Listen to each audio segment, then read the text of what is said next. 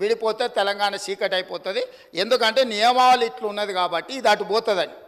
అప్పుడు తక్షణమే తెలంగాణ ప్రాంతం నుంచి పార్లమెంట్ సభ్యులు ఇక్కడనే ఉన్నారు, పొన్నం ప్రభాకర్ గారు, రాజగోపాల్ రెడ్డి గారు, అదేవిధంగా వివేక్ గారు, వీళ్ళందరూ కలిసి నిజంగానే ఈ విధానం వల్ల తెలంగాణకు నష్టం జరుగుతుంది, ఈ ఉత్పత్తి చేసే సామర్థ్యం అంతా ఆంధ్రప్రదేశ్లో ఎక్కువ ఉంది, తెలంగాణలో తక్కువ ఉంది, అందుకే తెలంగాణ ఉద్యమం వచ్చింది. కాబట్టి ఈ విధానంతో ముందుకు వెళ్తే తెలంగాణకు నిజంగానే చీకటి రోజులు వస్తాయి, దీన్ని సరిదిద్దాలి అని చెప్పి వీళ్ళందరూ కలిసి ఆనాడు కేంద్ర మంత్రి జైపాల్ రెడ్డి గారి దగ్గర వెళ్ళి కూర్చున్నారు. అధ్యక్ష, జైపాల్ రెడ్డి గారు అప్పుడు అందరితో చర్చించి తెలంగాణలో విద్యుత్ రంగ నిపుణులతో మాట్లాడి ఏం చేస్తే బాగుంటుంది అని అంటే ఒక సవరణ తీసుకురావాలి.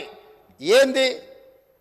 ఉత్పత్తి ప్రాతిపదికన విభజన జరగకూడదు, వినియోగం ప్రాతిపదికన విభజన జరిగినప్పుడు ఉమ్మడి రాష్ట్రంలో తెలంగాణ ప్రాంతానికి అత్యధికంగా ఏదైతే విద్యుత్ వినియోగం జరుగుతున్నదో వినియోగ ప్రాతిపదికన మనకు విభజన జరిగితే తెలంగాణకి ఎలాంటి ఇబ్బంది ఉండదు అని చెబితే హుటాహుటిన జైపాల్ రెడ్డి గారు సోనియా గాంధీ గారి దగ్గరికి, మన్మోహన్ సింగ్ గారి దగ్గరికి వెళ్ళి హైదరాబాద్తో కూడుకున్న తెలంగాణ రాష్ట్రం ఇచ్చిన మనం తెలంగాణకు విద్యుత్తు ఒకవేళ కొరత ఏర్పడితే తెలంగాణ రాష్ట్రం అభివృద్ధి కుంటుపడుతుంది, కుప్పగూలుతుంది అని చెప్పి జైపాల్ రెడ్డి గారు వెళ్ళి కన్విన్స్ చేసి రాష్ట్రం ఏర్పడిన తర్వాత స్పీకింగ్ ఆర్డర్ ఇప్పించింది. అధ్యక్ష, విభజన చట్టంలో లేని, రాజ్యాంగంలో లేని ప్రత్యేకమైన మినహాయింపు ఒక్క తెలంగాణ రాష్ట్రానికి ఆనాడు ఇక్కడ ఉన్న ఎమ్మెల్యేలు ఆనాడు ఎంపీలుగా పోయి జైపాల్ రెడ్డి గారితో మాట్లాడితే జైపాల్ రెడ్డి గారు కేంద్ర మంత్రిగా ప్రధానమంత్రి మన్మోహన్ సింగ్ గారిని, యూపీఏ చైర్పర్సన్ సోనియా గాంధీ గారిని ఒప్పించి వినియోగం ప్రాతిపదికన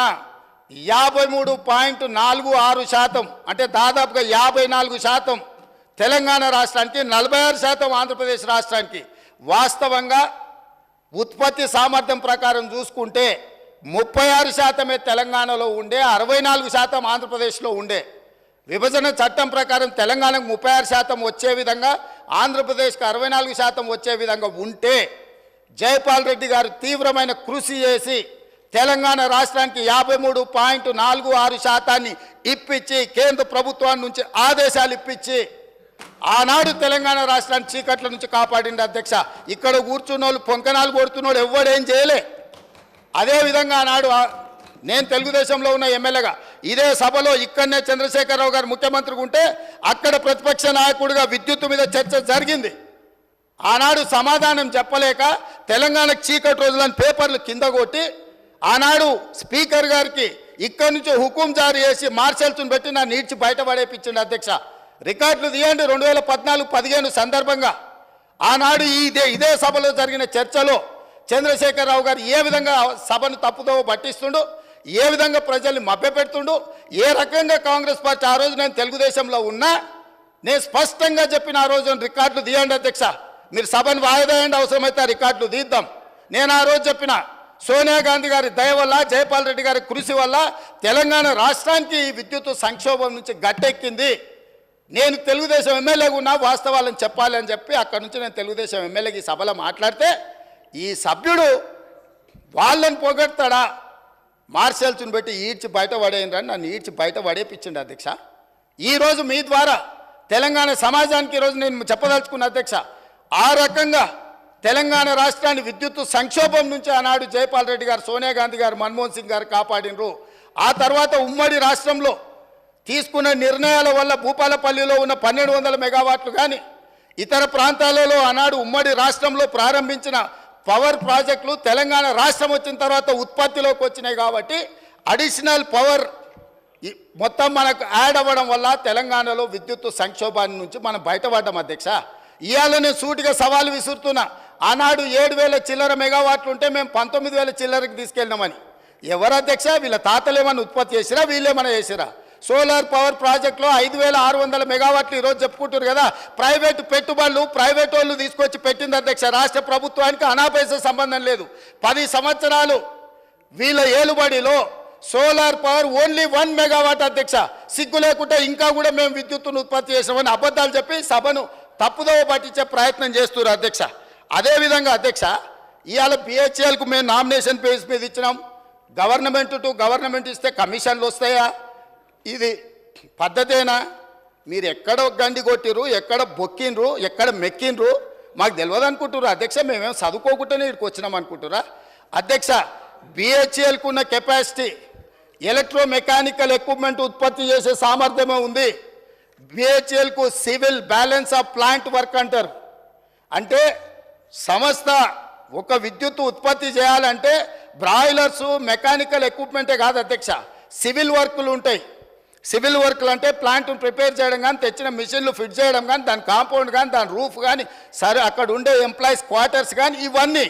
సో ఎప్పుడు కూడా ఈ దేశంలో ఉమ్మడి రాష్ట్రంలో ఏదైనా పవర్ ప్రాజెక్టు నిర్మాణానికి ఎలక్ట్రోమెకానికల్ ఎక్విప్మెంట్ సంబంధించిన ఉత్పత్తి కానీ లేకపోతే సరఫరా కానీ బిహెచ్ఎల్కి ఇస్తారు, లేకపోతే బిహెచ్ఎల్ లాంటి సంస్థలకు ఇస్తారు. మిగతా సివిల్ వర్కులు మొత్తం BOP balance of plant work అంటారు. అవి మిగతా కాంట్రాక్టర్లకు ఇస్తారు. వీళ్ళిద్దరు సమన్వయం చేసుకొని విద్యుత్ శాఖ అధికారులు ఇంజనీర్ల పర్యవేక్షణలో సివిల్ వర్కులు చేసే కంపెనీ సివిల్ వర్కులు చేస్తుంది, ఎలక్ట్రోమెకానికల్ ఎక్విప్మెంట్ చేసే పని చేస్తారు. ఆ రెండింటిని కలిపి ప్రాజెక్టులు నిర్మిస్తారు అధ్యక్ష. ఇప్పటివరకు దేశంలో జరిగింది. కానీ తెలివితేటలు గల్లోళ్ళు ఎట్లయితే కొట్టేయాలనో తెలిసిన వాళ్ళు వీళ్ళు తెలివితేటలన్నీ ప్రదర్శించి G2G బిహెచ్ఎల్కి ఇస్తున్నాం అనే నెపం మీద ఏదైతే అంచనాల రేట్ల ప్రకారం వీళ్ళు డైరెక్ట్గా బిహెచ్ఎల్కి ఇచ్చారు అధ్యక్ష. బిహెచ్ఎల్కు 4000 మెగావాట్లు దాదాపు 29,000 చిల్లర కోట్లు. నేను సబ్జెక్టు కరెక్షన్ నేను రికార్డు మళ్ళీ తీసుకొని చెప్తా అధ్యక్ష. ఆనాడు ఒప్పందం చేశారు. బిహెచ్ఎల్ నుంచి వీళ్ళ బినామీలు, వీళ్ళ బంధువులు, వీళ్ళకి కావాల్సిన వాళ్ళు సివిల్ వర్కులు మొత్తం మళ్ళీ బిహెచ్ఎల్ నుంచి వాళ్ళ కాంట్రాక్ట్ ఇచ్చారు అధ్యక్ష. ఈరోజు విచారణకి ఇస్తే ఎందుకు గుండెలు బాదుకుంటారు అధ్యక్ష? ఉన్నదంతా బిహెచ్ఎల్కి అయితే కేంద్ర ప్రభుత్వము సంస్థకే ఇచ్చినప్పుడు బాధ ఎందుకు పడుతున్నారు అధ్యక్ష? కోర్టుకి ఎందుకు పోయినరు? విచారణ జరగొద్దని ఎందుకు అంటున్నారు? ఎందుకు పొడవ పేపర్లు పెడుతున్నారు? ఈరోజు బిహెచ్ఎల్ నుంచి సివిల్ వర్కులు మొత్తము ప్రైవేట్ కాంట్రాక్టర్లకు వీళ్ళ బినామీలకు ఇచ్చిండ్రు. 1000 కోట్ల రూపాయలు ఒప్పందాలు జరిగినాయి. అందులో ఫ్రాడ్ జరిగింది.